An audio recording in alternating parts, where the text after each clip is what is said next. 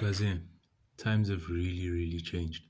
You know, looking at how some of these rich kids on YouTube post and what they post, and you think about things like how far life has come.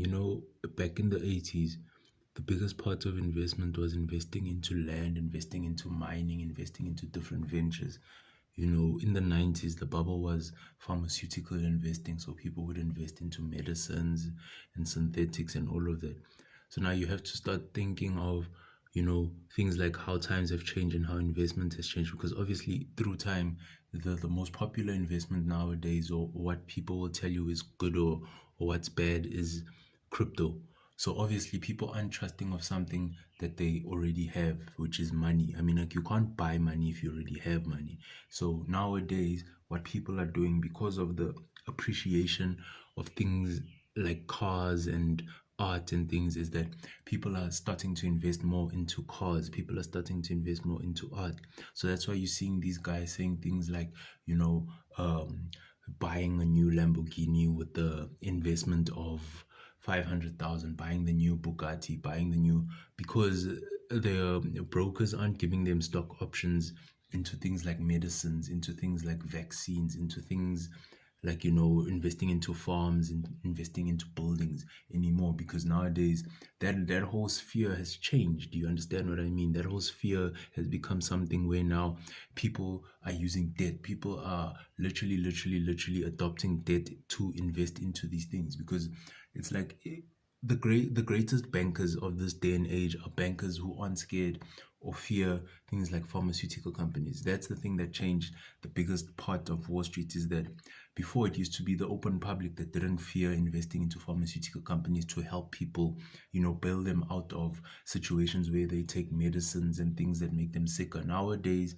you get bankers who take on those subjects and those projects, so that, like, let's say if I have 15 lawsuits, and all of those lawsuits are worth, let's say, each $100 million, because this one is claiming that when his arm got amputated, he took this medicine and it did this to his body, or, I had plastic surgery and the medicine they gave me did this to my insides, or whatever.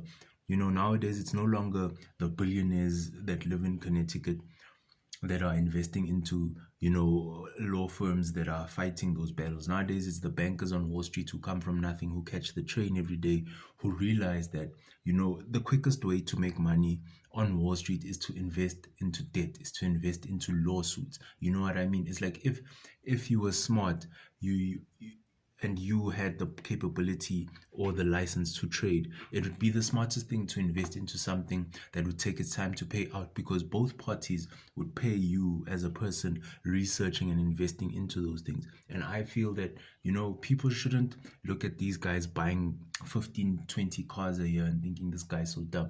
Because at the end of the day, if you look at it, if I buy a Lamborghini this year and I don't put miles on it, and I sell it in 3 years' time, I'm selling it for more than what I bought it for, because I didn't put miles on it. But if you look at what used to happen in the past, where now you used to get people who used to invest into pharmaceutical companies and law firms, and then basically what would happen is, over time, they force those law firms or those pharmaceutical companies to make better medicines, or to come up with better ways to win more cases, in order for them to, like, get, maybe they'd say, okay, over the next 10 years, I want $2,000 a day, and I want 3 cars a year, and I want at least 5 properties every 5 years.